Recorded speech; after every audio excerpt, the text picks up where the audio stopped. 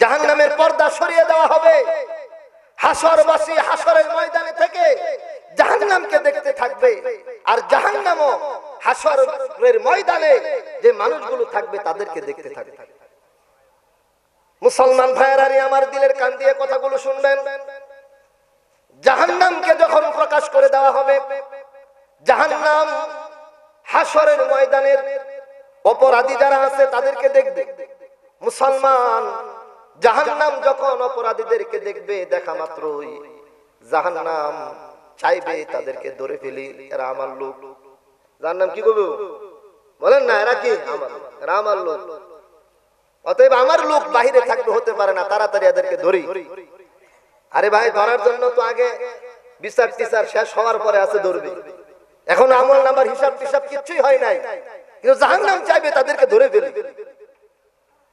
আল্লাহ পাক রব্বুল আলামিন যখন দেখবেন জাহান্নাম হাসরের ময়দানের অপরাধীদেরকে ধরার জন্য নড়াচড়া করতেছে, আল্লাহ পাক তখন আলাইহা 19 জাহান্নামের উপরে 19 জন ফেরেশতা নিয়োগ করবে। ওই 19 জন ফেরেশতা জাহান্নামকে ধরে রাখবে, জাহান্নাম যেন হাসরের ময়দানের কাউকে ধরে না ফেলে। বুঝতেছেন নাকি আপনারা? জাহান্নামকে ধরে রাখবে কয়জন ফেরেশতা? সবাই বলেন না, জোরে সোরে বলেন, কয়জন ফেরেশতা? 19 জন। 19 জন ফেরেশতা জাহান্নামকে যখন ধরে রাখবে, জাহান্নাম তখন ইচ্ছা করলেও হাসরের ময়দানের কোনো অপরাধীকে ধরতে পারবে না। যখন দেখবে জাহান্নাম কাউরে ধরতে পারে না, জাহান্নাম তখন রাগে গুসায় ফেটে পড়ার উপক্রম হবে। আল্লাহ পাক বর্ণনা করছেন, তাকাদু তামাইয়াজু মিনাল গায়জ, জাহান্নাম রাগে গুসায় ফেটে পড়ার একটা উপক্রম হয়ে যাবে। জাহান্নাম যখন দেখবে এখানে তো ঘুরতেছে আমার লোক, এদেরকে ধরা দরকার, কিন্তু ধরতে পারতেছি না, কেন ফেরেশতারা আমারে আটকায় রাখছে। এমন মুহূর্তে জাহান্নাম রাগে গুসায় এমন জোরে একটা চিৎকার দিবে মুসলমান, জাহান্নামের ওই চিৎকারের আওয়াজে হাসরের ময়দানের কোটি কোটি মানুষগুলো বেহুশ হয়ে পড়ে যাবে।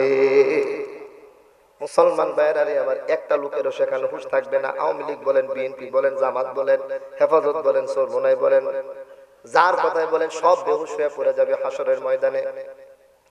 গোটা পৃথিবীর প্রত্যেকটা মানুষ হাসরের ময়দানে বেহুশ।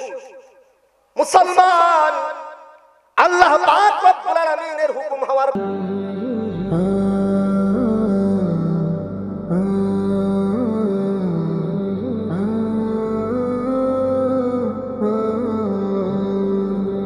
আমার রব আল্লাহ, আমার নবী মুহাম্মদ সাল্লাল্লাহু আলাইহি ওয়াসাল্লাম, আমার ধর্ম হলো ইসলাম।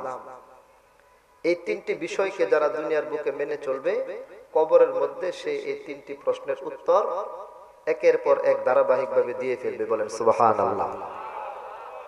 আর যদি কেউ এই প্রশ্নগুলোর জবাব দিতে না পারে, তার কবরটাই তার জন্য জাহান্নামের একটি গর্ত হয়ে যাবে। শুরু হবে অশান্তি আর অশান্তি, পেরেশানি আর পেরেশানি। যেই অশান্তি শুরু হবে, এই অশান্তি তার হাসরের ময়দান পর্যন্ত থাকবে।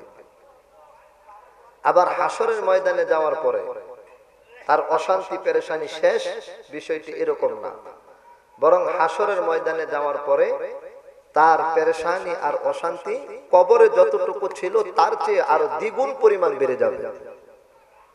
কারণ ওই হাসরের ময়দান থেকে শুরু হবে তার প্রকৃত আসল ঠিকানা, সে কি জান্নাতি নাকি জাহান্নামী।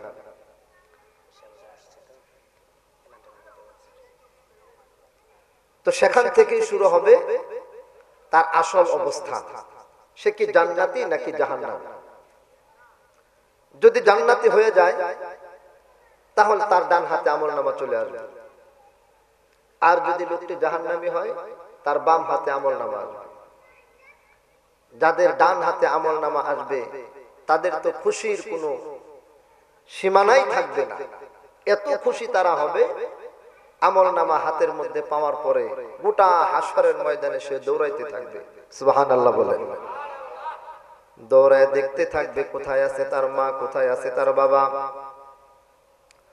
খুঁজতে থাকবে কোথায় আছে তার আত্মীয় স্বজন, কোথায় আছে তার বন্ধু বান্ধব। কোথায় আছে তার দলের নেতা, কোথায় আছে তার দলের কর্মী, কোথায় আছে দুনিয়ার মানুষগুলো যাদের সাথে দুনিয়ার বুকে তার সম্পর্ক ছিল। এক একজনকে কাছে পাওয়ার পর আনন্দের সাথে খুশির সাথে এসে বলতে থাকবে, দেখো দেখো ইন্নী জানানতু আন্নী মুলাকিন হিসাবিয়া, আমি জানতাম একদিন আমার হিসাবের সম্মুখীন হতে হবে। আমি বিশ্বাস করতাম আমার মরতে হবে, মরার পরে আমার আমল যদি ভালো হয় আমি জান্নাতে যেতে পারবো। আমি যেরকম বিশ্বাস করেছিলাম বিশ্বাস অনুযায়ী আমল করেছি, আর সেই আমলের বদৌলতে আজকে আমার ডান হাতের মধ্যে আমি আমল নামা পেয়ে গেছি। নারায়ে তাকবীর, জোরে সোরে তাকবীর দেন না, নারায়ে তাকবীর। মাহফিলের যিনি প্রধান আকর্ষণ, গোটা বাংলাদেশের সর্বস্তরের উলামায়ে কেরামের মুরব্বী, খতমে নবুয়ত আন্দোলনের সংগ্রামী সভাপতি, বাতিলের আতঙ্ক, বাংলাদেশের হক্কানি উলামায়ে কেরামদের রাহবার আল্লামা আব্দুল হামিদ সাহেব, পীর সাহেব মধুপুর আমাদের মাঝে এসে উপস্থিত হয়েছেন। এর জন্য আমরা জোরে সুরে আল্লাহ পাকের দরবারে শুকরিয়া আদায় করি, বলি আলহামদুলিল্লাহ। হযরত চলে এসেছেন, অল্প কিছুক্ষণের মধ্যে স্টেজে আসবেন। আমরা যারা এদিক সেদিক আছি আমি সকলকে অনুরোধ করব অতি তাড়াতাড়ি প্যান্ডেলের ভিতরে চলে আসুন। তো সম্মানিত উপস্থিতি একটু মনোযোগ দেন। আমি যেই কথাটা বলতেছিলাম সেই কথাটা হলো, হাসরের ময়দানে যাদের ডান হাতে আমলনামা চলে আসবে তারা আনন্দের সাথে খুশির সাথে হাসরের ময়দানে দৌড়াদৌড়ি করবে, আর যাকে সামনে পাবে তাকেই বলবে, দেখো দেখো আমি আমার আমলনামা ডান হাতের মধ্যে পেয়ে গেছি। ডান হাতে আমলনামা পাওয়ার অর্থই হলো আজকে আমি মুক্তি পেয়ে গেছি, আমি জান্নাতের চাবি পেয়ে গেছি আমার হাতের মধ্যে। মুসলমান ভাইয়েরাই আমার, সে বলতে থাকবে আমি জানতাম একদিন আমার হিসাবের সম্মুখীন হতে হবে, একদিন আল্লাহ পাকের সম্মুখে আমাকে দাঁড়াতে হবে। এই জন্য আমি আমার হায়াতের জিন্দেগিতে নেক আমল করেছিলাম, দুনিয়াতে থেকেই আখিরাতের প্রস্তুতি গ্রহণ করেছিলাম। এই জন্য আজকে আমার ডান হাতের মধ্যে আমি আমলনামা পেয়ে গেছি। মুসলমান ভাইয়েরাই আমার, ডান হাতে যারা আমলনামা পেয়ে যাবে ওই মানুষগুলো জান্নাতি, এর মধ্যে কোনো সন্দেহ থাকবে না। ও মুসলমান, পক্ষান্তরে হাসরের ময়দানে কিছু মানুষের আমলনামা চলে আসবে তাদের বাম হাতের মধ্যে। মুসলমান ভাইয়েরাই আমার, যাদের বাম হাতের মধ্যে আমলনামা আসবে এই মানুষগুলো বুঝে ফেলবে আজকে আমার ঠিকানা হলো জাহান্নাম। মুসলমান ভাইয়েরাই আমার, বাম হাতে আমলনামা আসার পরেই তার চিৎকার এবং কান্নাকাটি শুরু হয়ে যাবে। এমন চিৎকার আর এমন কান্নাকাটি, ও মুসলমান, দুনিয়ার জীবনে কোনো মানুষ এমন চিৎকার এবং কান্নাকাটি করতে পারবে না যেই চিৎকার এবং কান্নাকাটি সে হাসরের ময়দানে করতে থাকবে। মুসলমান ভাইয়েরাই আমার, চিল্লায় চিল্লায় বলতে থাকবে, মা আগনা আন্নি মালিয়া, আমার দুনিয়ার অর্থ সম্পদ আজকে আমার কোনো কাজে লাগে নাই। হালাকা আন্দি সুলতানিয়া, আমার সকল রাজত্ব আমার ক্ষমতা আজকে আমার হাতছাড়া হয়ে গেল। আজকে আমার কঠিন বিপদের মুহূর্তে আমি কাউকে আমার কাছে পাইতেছি না। মুসলমান ভাইয়েরাই আমার, চিৎকার এবং কান্নাকাটি শুরু হবে। আল্লাহ পাক রব্বুল আলামিনের পক্ষ থেকে ঘোষণা হবে, খুযুহু ফাগুল্লুহু, এরে ধরো ধরো, ফাগুল্লুহু, এরপরে তাকে বেড়ি লাগায়া দাও, হাত পায়ের মধ্যে বেড়ি লাগাও, শিকল পরায়া তাকে টেনে হেসে জাহান্নামের দিকে নিয়ে যাও। ও মুসলমান, আল্লাহর কসম, আল্লাহর কসম, দুনিয়ার বুকে একটি মানুষ যেভাবে থাকুক না কেন এটা মূল বিষয় না, মূল দেখার বিষয় না। আসল দেখার বিষয় হলো একটি মানুষ মৃত্যুর পরে কোন অবস্থায় থাকবে, কথা বলে ঠিক কিনা? মুসলমান ভাইয়েরানি আমার, আমরা ইমানদার, আমরা মুসলমান, আমরা বিশ্বাস করি একদিন মরতে হবে। মরার পরে কবরে আমাদেরকে অবশ্যই অবশ্যই প্রশ্নের সম্মুখীন হতে হবে। আমরা বিশ্বাস করি হাসরের ময়দানে আল্লাহ পাকের সম্মুখে আমাদের উপস্থিত হতে হবে। মুসলমান ভাইয়েরানি আমার, বিশ্বাস করি বিশ্ব নবী আলাইহিস সালাতু ওয়াস সালাম হাসরের ময়দানে উম্মতকে হাউজে কাউসারের পানি বিতরণ করবে। আমি এবং আপনি বিশ্বাস করি হাসরের ময়দানে ডান হাতে আমলনামা পেয়ে গেলে জান্নাতি হওয়া যাবে। আমি এবং আপনি বিশ্বাস করি দুনিয়ার অর্থ সম্পদ, গাড়ি বাড়ি, টাকা পয়সা এবং ক্ষমতা, এমনকি আত্মীয় স্বজন পর্যন্ত হাসরের ময়দানে কোনো কাজে আসবে না। আওয়াজ দিয়া বলেন কথা ঠিক কিনা? কারা কারা এই কথাটা বিশ্বাস করেন দুইটা হাত উঠে আল্লাহ পাককে দেখান। নারায়ে তাকবীর, আর জোরে তাকবীর দেন, নারায়ে তাকবীর। রব্বুল আলামিন তাকায় দেখো, পীরে কামেল বন্দে আলী মুন্সি বাড়ি আহলে সুফা মাদ্রাসার উদ্যোগে আয়োজিত ইসলামী মহাসম্মেলন। মাওলা গো, এই সম্মেলনে উপস্থিত তোমার প্রত্যেকটা বান্দা বান্দি দিল থেকে বিশ্বাস করে আল্লাহ কবর সত্য, হাসর সত্য। আল্লাহ গো, হাসরের ময়দানে একদিন তোমার সম্মুখে উপস্থিত হতে হবে। আল্লাহ এই চিন্তা মাথায় আছে বিদায় দুনিয়ার কাজ কারবার, ব্যবসা বাণিজ্য সকল কিছু ছেড়ে দিয়ে হাক্কানি উলামায়ে কেরামের সুহবতে চলে আসছে গো মাওলা। মেহেরবানি করে মাহফিলে উপস্থিত প্রত্যেকটা ভাইদেরকে তুমি কবুল করে নাও, বলেন আমিন। মুসলমান ভাইয়েরানি আমার, দুনিয়ার সামান্য সুখ শান্তি অর্জন করতে গিয়ে আখিরাতকে ভুলে যায়েন না। দুনিয়ার একটু পদ পদবীর জন্য আখিরাতকে ভুলে যায়েন না। দুনিয়ার একটু আরাম আয়েশের জন্য আখিরাতকে ভুলে যায়েন না। দুনিয়ার একটু ক্ষমতা আর অর্থের জন্য আখিরাতকে ভুলে যাইবেন না।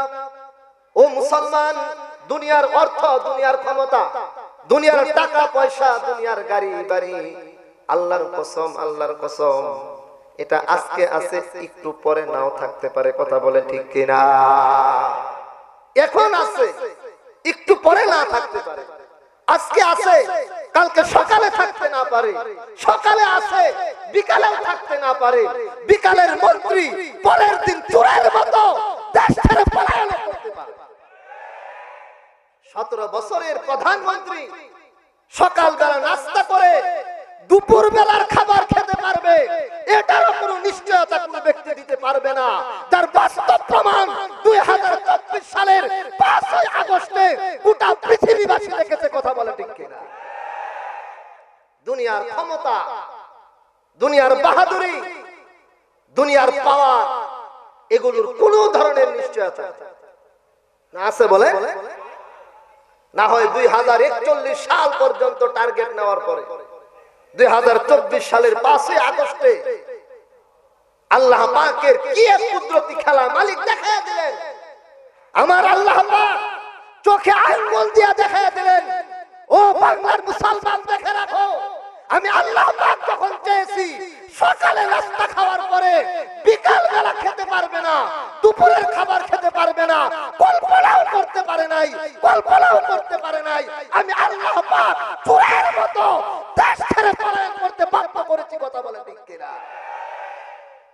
এটা দেখার পরেও যদি কোনো মুসলমানের বুঝে না আসে, আমি কাউকে ছোট কিংবা তুচ্ছ তাচ্ছিল্য করার জন্য বলতেছি না, এটা দেখার পরেও যদি কাহারও বুঝে না আসে, আমার মনে হয় তার চেয়ে নাদান, তার চেয়ে মূর্খ, তার চেয়ে আহমক এই পৃথিবীর বুকে আর হতে পারে না।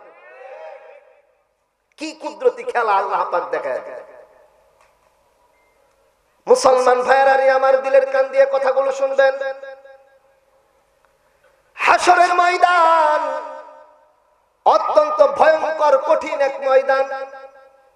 এই ময়দানের মধ্যে আপনি আপনার আত্মীয় স্বজনকে পর্যন্ত পাশে পাবেন না, কথা বলেন ঠিক কিনা? মুসলমান ভাইয়েরানি আমার, কে জানে না কিয়ামতের কঠিন ময়দানে একটি নেকির জন্য সন্তান তার মায়ের কাছে দৌড়াইবে, মা, মা গো মা, শুধুমাত্র কেবলমাত্র একটি নেকির জন্য আমি বিপদে পড়ে গেছি। মা, দুনিয়ার জীবনে তুমি আমার জন্য কত কষ্ট করেছো গো মা, আজকে একটি নেকির জন্য তোমার কাছে আসছে, আমার একটা নেকি দিয়া দাও। মুসলমান মা বলবে, না না, নেকি তো দেওয়া যাবে না, তোমাকে কিভাবে নেকি দিব? দুনিয়ার বুকে তো আমার কোনো বিবাহ শাদী হয় নাই। মা তার কলেজার টুকরা সন্তানকে বলে যাবে।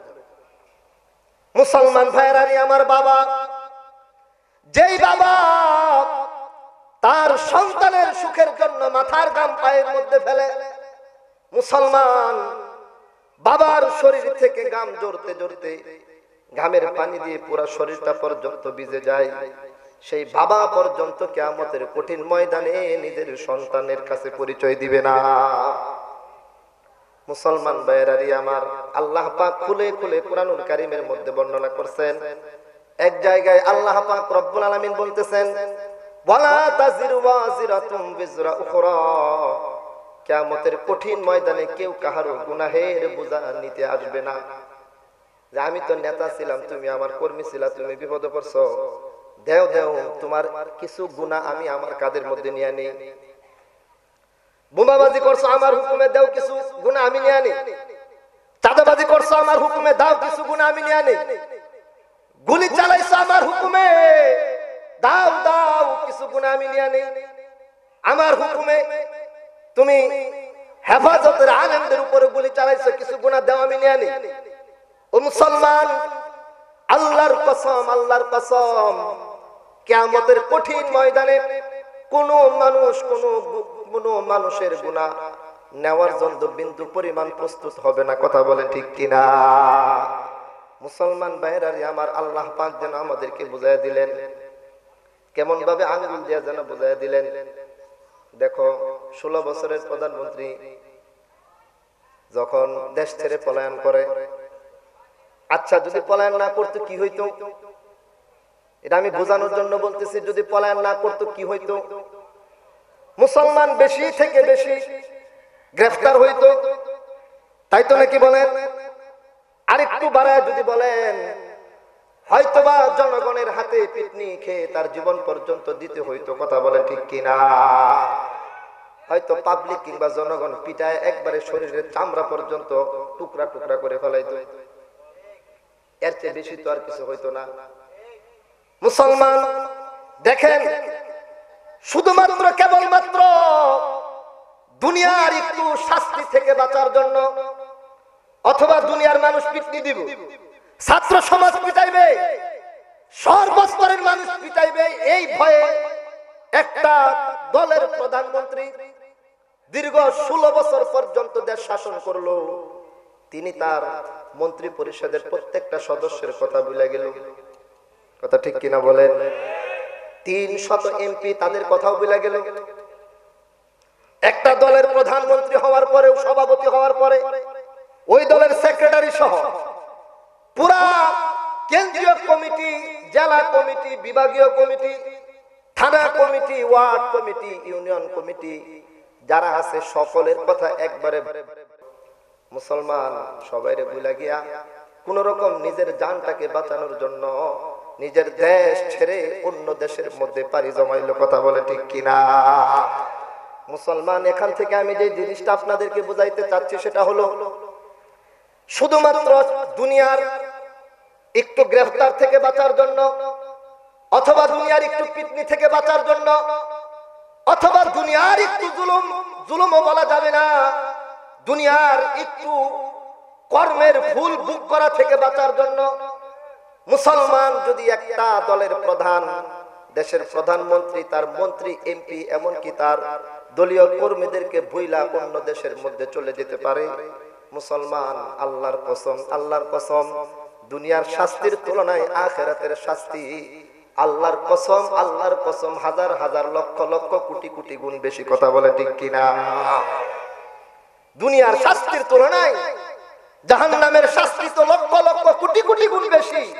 তোমার দলের নেতা, তোমার দলের নেত্রী যদি দুনিয়ার সামান্য একটু মানুষের হাতের পিটুনি কিংবা মায়ের ভয়ে ক্ষমতা ছেড়ে তোমাকে ভুলে গিয়ে পলায়ন করতে পারে, আল্লাহর কসম সেই নেতা কিংবা নেত্রী হাসরের ময়দানে তোমার কাছে এসে সাহায্য করার মতো প্রশ্নই আসে না। কথা বলে ঠিক কিনা? তোমার পাশে এসে তোমাকে একটু সাহায্য করবে, প্রশ্নই আসে না, প্রশ্নই আসে না। আল্লাহ তাআলা দুনিয়াতে দেখায় দিয়েছে তুমি কত কিছু করলা দলের জন্য, তুমি তোমার দলকে রক্ষা করার জন্য, তোমার দলের জন্য ভাইকে মিথ্যা মামলা দিয়া আপন ভাইকে পর্যন্ত জেল হাজতে তুমি বন্দী করাইছো। তুমি তোমার দলের জন্য অন্ধভক্ত হয়ে তোমার মসজিদের ইমামের বিরুদ্ধে মিথ্যা মামলা পর্যন্ত তুমি দায়ের করিয়েছো, যে ইমাম তোমার নামটা পর্যন্ত রেখেছিল।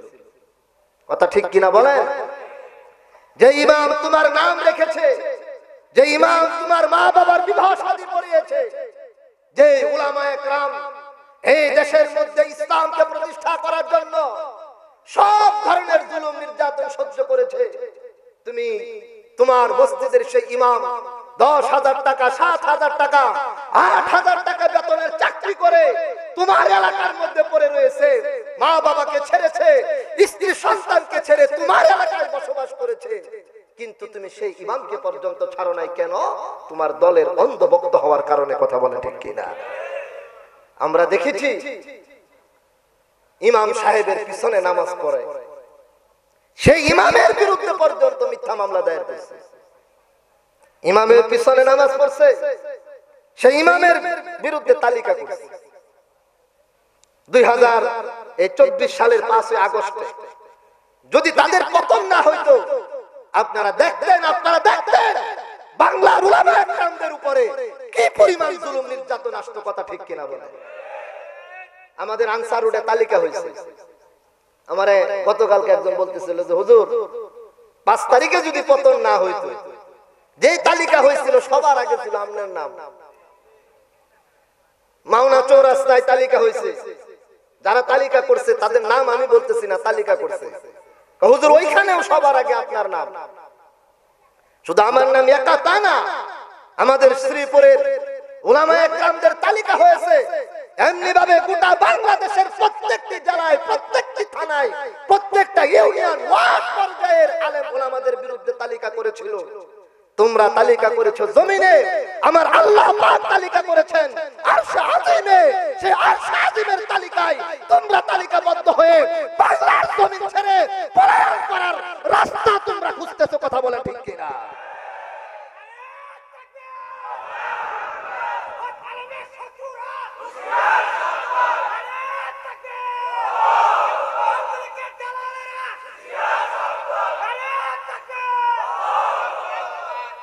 আমার কথা যেটা আমি বলতে চাচ্ছি, যে জিনিসটা বুঝাইতে চাচ্ছি ভাই, দুনিয়া এই রং তামাশা, খেলাধুলা, বাহাদুরি, ক্ষমতা, পাওয়ার, এটা সেটা আজকে আছে কালকে না থাকতে পারে।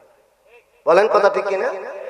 আজকে আছে কালকে নাও থাকতে পারে, সকালে আছে বিকালে থাকতে না পারে, বিকালে আছে পরের দিন সকালে থাকতে না পারে, বিকালে একটা সন্ধ্যায়ও থাকতে না পারে। কথা ঠিক কিনা বলেন? অতএব দুনিয়ার জন্য পাগল হওয়া যাবে না।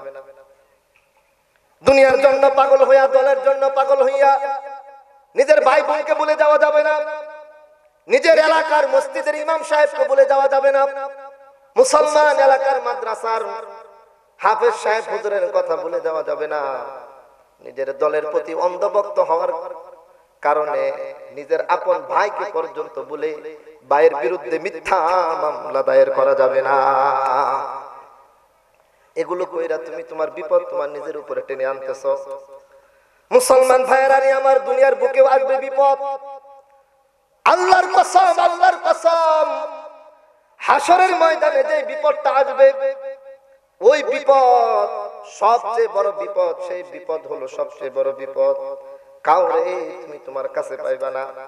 মুসলমান ভাইয়েরা আমার, মায়ের কাছে গেলে মা যদি পরিচয় না দেয়, বাবার কাছে গেলে বাবা যদি পরিচয় না দেয়, মুসলমান ভাইয়েরা আমার, ভাইয়ের কাছে গেলে ভাই যদি পরিচয় না দেয়, স্ত্রীর কাছে গেলে স্ত্রী যদি পরিচয় না দেয়, আত্মীয় স্বজনের কাছে গেলে আত্মীয় স্বজন যদি পরিচয় না দেয়, একটি বারের জন্য চিন্তা করে দেখেন ওই মুহূর্তে আপনাকে আপনার কত অসহায় মনে হবে।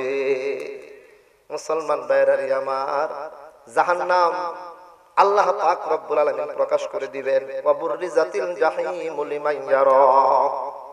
আল্লাহ পাক বলেন জাহান্নামকে দেখার জন্য জাহান্নামকে খুলে দেওয়া হবে, জাহান্নামের পর্দা সরিয়ে দেওয়া হবে। হাসরবাসী হাসরের ময়দানে থেকে জাহান্নামকে দেখতে থাকবে, আর জাহান্নামও হাসরের ময়দানে যে মানুষগুলো থাকবে তাদেরকে দেখতে থাকবে। মুসলমান ভাইয়েরানি আমার, দিলের কান দিয়ে কথাগুলো শুনবেন। জাহান্নামকে যখন প্রকাশ করে দেওয়া হবে, জাহান্নাম হাসরের ময়দানের অপরাধী যারা আছে তাদেরকে দেখবে। মুসলমান, জাহান্নাম যখন অপরাধীদেরকে দেখবে, দেখা মাত্রই জাহান্নাম চাইবে তাদেরকে ধরে ফেলি, এরা আমার লোক। জাহান্নাম কি করবে? বলেন না, এরা কি এরা আমার লোক। অতএব আমার লোক বাহিরে থাকতে হতে পারে না, তাড়াতাড়ি এদেরকে ধরি। আরে ভাই, ধরার জন্য তো আগে বিচার টিচার শেষ হওয়ার পরে আছে ধরবে। এখন আমল নাম্বার হিসাব টিসাব কিছুই হয় নাই, কিন্তু জাহান্নাম চাইবে তাদেরকে ধরে ফেলি। আল্লাহ পাক রব্বুল আলামিন যখন দেখবেন জাহান্নাম হাসরের ময়দানের অপরাধীদেরকে ধরার জন্য নড়াচড়া করতেছে, আল্লাহ পাক তখন আলাইহা 19 জাহান্নামের উপরে 19 জন ফেরেশতা নিয়োগ করবে।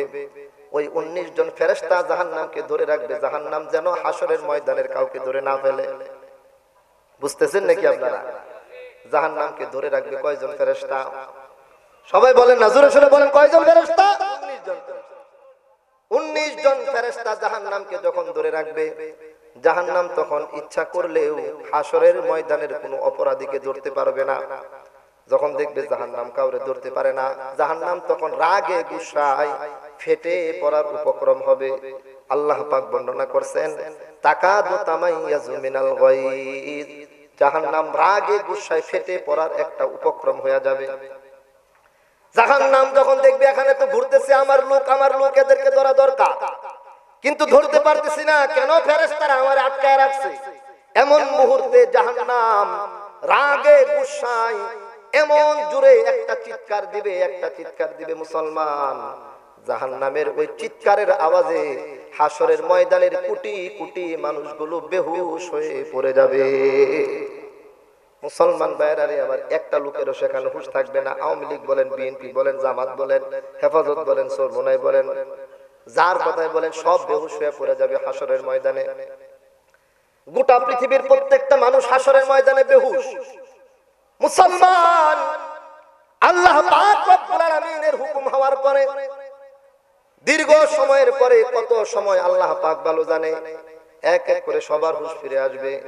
মুসলমান ভাইয়েরা আমার, নবীরাও বেহুশ হয়ে যাবে, আলেম ওলামা সহ সর্বস্তরের মানুষ হাসরের ময়দানে বেহুশ হয়ে যাবে। আল্লাহ পাকের হুকুম হওয়ার পরে সবার হুঁশ ফিরে আসবে।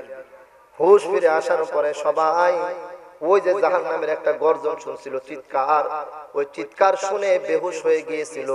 এখন হুঁশ ফিরে আসার পরে ওই গর্জনের কথা প্রত্যেকটি মানুষের মনে পড়ে যাবে।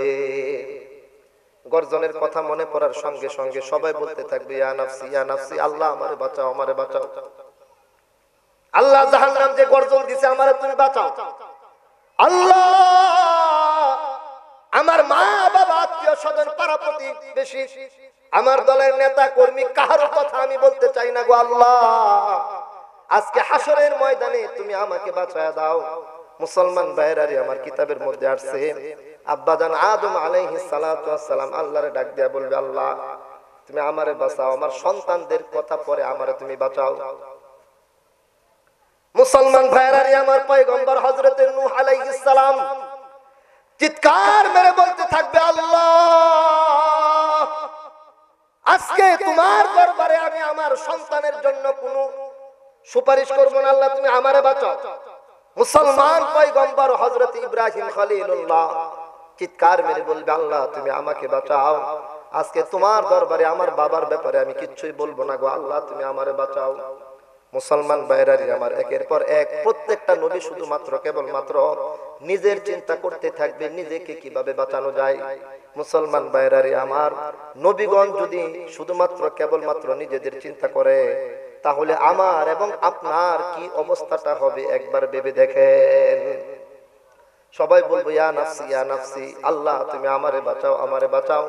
ও মুসলমান, গোটা কিয়ামতের ময়দানে শুধুমাত্র কেবলমাত্র একটাই আওয়াজ, আল্লাহ তুমি আমাকে বাঁচাও, আল্লাহ তুমি আমাকে বাঁচাও। মুসলমান ভাইয়েরারি আমার, চতুর্দিক থেকে যখন এই আওয়াজটা আসতে থাকবে, এমন সময় শুধুমাত্র কেবলমাত্র একজন মানুষ বলতে থাকবে, আল্লাহ তুমি আমার উম্মতকে বাঁচাও। তিনি কে বলেন না? বলেন না কে? আমার নবী, আপনার নবী, বিশ্ব নবী রাহমাতুল লিল আলামিন সাল্লাল্লাহু আলাইহি ওয়াসাল্লাম বলবে, আল্লাহ তুমি আমার উম্মতকে বাঁচাও, তুমি আমার উম্মতকে বাঁচাও। ওই নবীর উম্মত হতে পেরে খুশি না নারাজ? জোরে বলেন, খুশি না নারাজ? খুশি থাকলে দুইটা হাত উঠায় একটু আল্লাহরে দেখান, জোরে সুরে একটা তাকবীর দেন, নারায়ে তাকবীর, আর জোরে নারায়ে তাকবীর। সেই নবীর উম্মত হতে পেরে আমরা খুশি, সেই নবীর উম্মত হতে পেরে আমরা খুশি। সেই নবীর মহব্বতে, সেই নবীর ভালোবাসায়, সেই নবীর খতমে নবুয়তের চেয়ার রক্ষা করার জন্য যদি শাহাদাত বরণ করতে হয়, যদি জীবন পর্যন্ত দিতে হয়, নবীর ইজ্জত রক্ষা করার জন্য, নবীর ভালোবাসার প্রমাণ দেওয়ার জন্য কারা কারা জীবন দিতে রাজি আছেন? একটু হাতটা উঠে আল্লাহরে দেখান। আল্লাহ তুমি কবুল করো, বলেন আমিন। হাত নামান। নবীর ভালোবাসায় জীবন দিতে হবে। আমি বেঁচে থাকতে আমার নবীর চরিত্রের উপরে কোন কাফের, কোন কুলাঙ্গার, কোন বেঈমান কালিমা লেপন করার চেষ্টা করবে, মুসলমান হিসেবে চুপ করে বসে থাকার অধিকার নেই। মুসলমান হিসেবে চুপ করে বসে থাকার অধিকার নাই। আমার নবী হাশরের ময়দানে আমাকে বলবে না, আমার নবী হাশরের ময়দানে খুঁজে খুঁজে আমাকে আপনাকে হাউজে কাউসারের পানি দিতে আসবে, খুঁজে খুঁজে আমাকে আপনাকে সুপারিশ করে জান্নাতে নিয়ে যেতে চাইবে। আর সেই নবীর বিরুদ্ধে কোন কুলাঙ্গার কটূক্তি করবে, নবীর খতমে নবুয়তের চার নিয়ে টানাটানি করবে, ওই কুলাঙ্গারের জিহ্বা টেনে ছিঁড়ে ফেলতে হবে। কথা বলে ঠিক কিনা? এই কুলাঙ্গারের জিহ্বা টেনে ছিঁড়ে ফেলতে হবে। আমার নবীর খতমে নবুয়তের চার নিয়ে তুমি টানাটানি করো, কত বড় দুঃসাহস তোমার! আমার নবী আলাইহিস সালাতু ওয়াস সালামের চরিত্রের উপরে তুমি আক্রমণ করো, কত বড় দুঃসাহস! আপনারা দেখেছেন কিছুদিন আগে ভারতের এক হিন্দু পুরোহিত, সে আমার নবীর বিরুদ্ধে কথা বলেছে। কথা ঠিক কিনা বলেন? গোটা পৃথিবীর মুসলমান যদি গর্জে উঠে আর মুসলমান যদি ঐক্যবদ্ধ হয়ে যায়, আল্লাহর কসম, পৃথিবীর কোন প্রান্তে একটা বেঈমান, আল্লাহর নবীর দুশমন জায়গা পাবে না। কথা বলে ঠিক কিনা? কিন্তু আমরা তো স্লোগান দিতে পারি, উৎসাহিত করতে পারি, প্রকৃত বাস্তবতা যেটা সেটা প্রমাণ করে দেখাইতে পারি না। না হয় আজকে ফিলিস্তিনের মুসলমান কেন ফিলিস্তিনের মুসলমান বছরের পর বছর নির্যাতিত হবে? আজকে এমন একটা দিন নাই যেই দিন ফিলিস্তিনের মুসলমানদের বুকের তাজা রক্ত ঝরে পড়তেছে না। এমন কোন দিন নাই যেদিন একটা সন্তান তার মার শাহাদাত দেখতেছে না, একজন মা তার সন্তানের শাহাদাত দেখতেছে না, বাবা সন্তানের শাহাদাত দেখতেছে না, সন্তান বাবার শাহাদাত দেখতেছে না। এমন একটা দিনও ফিলিস্তিনের বাসীরা অতিক্রম করতে পারতেছে না। কথা ঠিক কিনা বলেন? প্রতিদিন লাশের সারি। গোটা পৃথিবীর বুকের মুসলমানেরা কোথায় আছে? বলেন, পৃথিবীর মুসলমানেরা কোথায়? আজকে মুসলমানেরা সব ঘুমন্ত। বলেন, মুসলমানেরা কি অবস্থায় আছে? ভাই, ঘুমন্ত আছে সব। মুসলমান যদি আজকে জাগ্রত থাকতো, আজকে ফিলিস্তিনের মুসলমানের উপর আক্রমণ করেছে, আজকে ইরাকের মুসলমান গর্জে উঠতে হবে। ফিলিস্তিনের মুসলমানের উপর আক্রমণ হয়েছে, ইরানের মুসলমানরা গর্জে উঠতে হবে। ফিলিস্তিনের মুসলমানের উপর আক্রমণ হয়েছে, জর্ডানের মুসলমান গর্জে উঠবে, সিরিয়ার মুসলমান গর্জে উঠবে, সৌদি আরবের মুসলমান গর্জে উঠবে, মরক্কোর মুসলমান গর্জে উঠবে, এমনকি আমেরিকার মুসলমান পর্যন্ত গর্জে উঠলে, গোটা পৃথিবীর মুসলমান গর্জে উঠলে, এই কাফেরের বাচ্চারা, ইহুদির বাচ্চারা পলায়ন করার রাস্তা খুঁজে পাবে না। কিনা? আজকে মুসলমান ঐক্যবদ্ধ নাই, কথা ঠিক কিনা বলেন? এখানেই আমাদের সবচেয়ে বড় সমস্যা।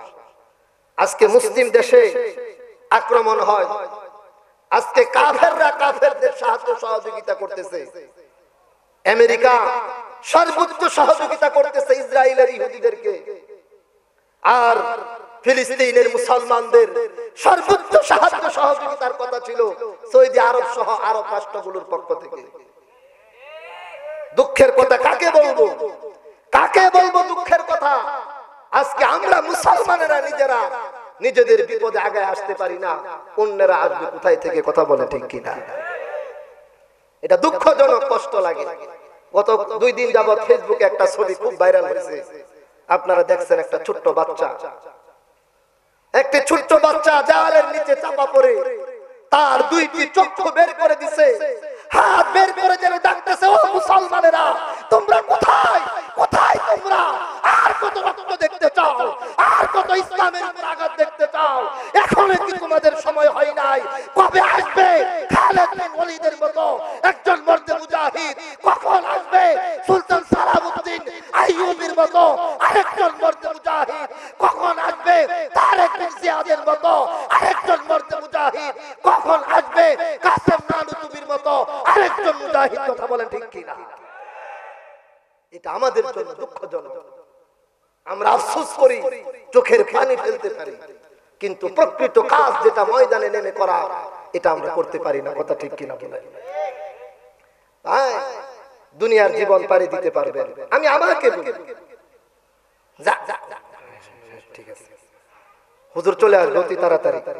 এই বাহিরে যারা আছেন একটু তাড়াতাড়ি আইন নাই, দোকান ফাটে অনেকে ঘুরতেছে। জোরে সোরে একটা তকবীর দেন তো, এখন আনার লাগে বুঝে না। তকবীর টকবীর চাইতেছে হুজুর, তকবীর টকবীর দেন। আমরা করে গলাটা পরিষ্কার করেন তো সবাই, গলা পরিষ্কার করছেন সবাই? একটু আগায় বল না, এদিকে বাইরে একটু ফাঁকা জায়গাটা পূরণ করেন, একটু আগান। নারায়ে তাকবীর। আরে এই তকবীর দিলে আর আবার আইবে, বুঝে কইছে না আমরা রেডি হইতেছি বলছেনই, বলেন শর্ট করে ঢুকে পড়বো, ডিসেম্বরে আয় পড়বো, এই সেই তকবীর টকবীর দেয় এরা বুঝান যে আমরা কিন্তু আছি, আইলে পিঠের চামড়া থাকবো না। কথা বলে ঠিক কিনা? আমাদেরকে যে পরিমাণ জেল জুলুমে ঢুকাইছে, আলেম ওলামা আমাদেরকে, মধ্যপুরের পীর সাহেব হুজুর আসছেন, হুজুরের মাথার মধ্যে গুলি লাগছিল, আপনারা দেখেন নাই? বলেন হুজুরের মাথার মধ্যে গুলি লাগছে, হুজুর কি দেড় সাইরা ফলাইছে? বলেন জুনায়েদ আল হাবিব সাহেবের হাত পায়ের মধ্যে ডান্ডা বিড়ি লাগাইছে, খালিদ সাইফুল আইয়ুবী সাহেব হুজুরের হাত পায়ের মধ্যে ডান্ডা বিড়ি লাগাইছে, মঞ্জুরুল ইসলাম আফিন্দি সাহেবের হুজুরের হাত পায়ের মধ্যে ডান্ডা বিড়ি লাগাইছে, মামুনুল হক সাহেবের বিরুদ্ধে দর্শনের মতো মিথ্যা মামলা দায়ের করে হাত পায়ের মধ্যে ডান্ডা বেরি করিয়ে আদালতের মধ্যে উঠিয়েছে। মুফতি সাখাওয়াত হোসেন রাজি তাকে পর্যন্ত জুলুম নির্যাতন করে হাত পায়ের মধ্যে ডান্ডা বেরি লাগিয়ে আদালতে উঠিয়েছে। পীর সাহেব মধুপুরের সন্তানদেরকে দিনের পর দিন জেল হাজতে বন্দী করে রেখেছে। আমাদের একজন উলামা একরাম পলায়ন করে নাই। কথা বলে ঠিক কিনা? না পলাইছে? একজন আলেম পলায়ন করে নাই। আর তোমরা ফলানোর জন্য কলা পাতার উপরে শুইতেছ। রাগ করলেন নাকি? বাঁচার জন্য কলা পাতার উপরে শোয়ার চেষ্টা করতেছ। বাঁচার জন্য নবীর সুন্নাত দাড়িকে পর্যন্ত চেষে তোমরা প্রমাণ করেছো তোমাদের কাছে ইসলামের মর্যাদা নাই, তোমাদের কাছে তোমাদের জীবনের মূল্য আছে। কথা ঠিক কিনা? এদেশের উলামা একরাম প্রমাণ করেছে আমাদের কাছে আমাদের জীবনের মূল্যের চেয়ে ইসলামের মূল্য বেশি। আল্লাহ আল্লাহর রাসূলের রেখে যাওয়া দ্বীন, এটা আমাদের কাছে মূল্য বেশি। কথা ঠিক কিনা বলেন? আপনারা আছেন না ঘুমাইতেছেন? সবাই বলেন আছেন না ঘুমাইতেছেন? কেডা কেডা ঘুমাইতেছেন? হাত উঠান। হুজুর আমি ঘুমাইতেছি, আমার ঘুম টুমে। আপনারা ঘুমাইলে আমার হাত উঠে কি বাবা? ও এটা বলে উঠতে পড়ছি মনে না? আছেন কারা কারা? দুইটা হাতটা উঠে আল্লাহর একটু দেখান তো যে আমরা হুজুর আছি, আমি মরি টরি নাই। এর আইলে আমরা কিন্তু একবার আবার তকবীর দিয়ে মাঠে নামে পড়বো। কথা ঠিক কিনা বলে? হেফাজতে আমরা কিন্তু মাঠে নামছিলাম 2021 সালে মাঠে নামছি, 2024-এ ছাত্ররা নামছে, পিছন থেকে আমরা সবাই সাহস যোগাইছি। কথা ঠিক কিনা বলেন? এই জন্য হাতটা নামায় গলাটা পরিষ্কার করে জোরে সোরে একটা তকবীর দিয়া এই এলাকার সব বন্ড উল্টা পাল্টা যেটি আছে সবকিছু সতর্ক করে দেন।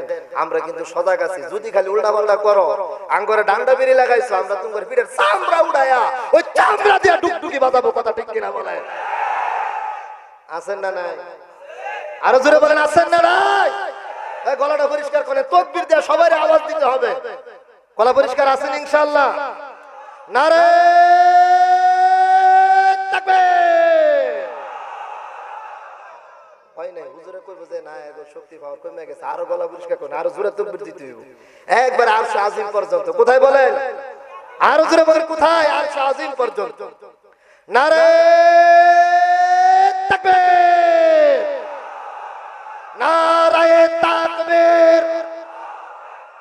ইসলামের শত্রুরা, উলামায়ে কেরামের শত্রুরা, কুরআন হাদিসের শত্রুরা, নারে তাকবীর। এবারে যারা দাঁড়ায় রয়েছেন একটু দুহের নাম না, আল্লাহ কবুল করুক বলে না। আমি তো বলতেছিলাম ওই হাশরের ময়দানে কেউ যে কারো কাজে লাগবে না এটার প্রমাণ আল্লাহ পাক আমাদেরকে দেখায় দিয়েছেন। কথা বলে ঠিক কিনা? মুসলমান ভাইয়েরা আমার দিলের কান দিয়ে কথাগুলো শুনবেন। হাশরের ময়দানে প্রত্যেকটা মানুষ যখন শুধুমাত্র কেবলমাত্র নিজের চিন্তা করতে থাকবে, তখন আমাদের নবী বিশ্ব নবী মুহাম্মদুর রাসূলুল্লাহ সাল্লাল্লাহু আলাইহি ওয়াসাল্লাম একটিবারের জন্য নিজের চিন্তা করবে না, উম্মতের চিন্তা করবে। মুসলমান ভাইয়েরা আমার কারা কারা কিয়ামতের কঠিন ময়দানে সেই নবীজির শাফাআত চান? হাতটা উঠায় একটু দেখান। আমাদের কোনো আমল নাই, কিচ্ছুই নাই। কথা ঠিক কিনা বলেন?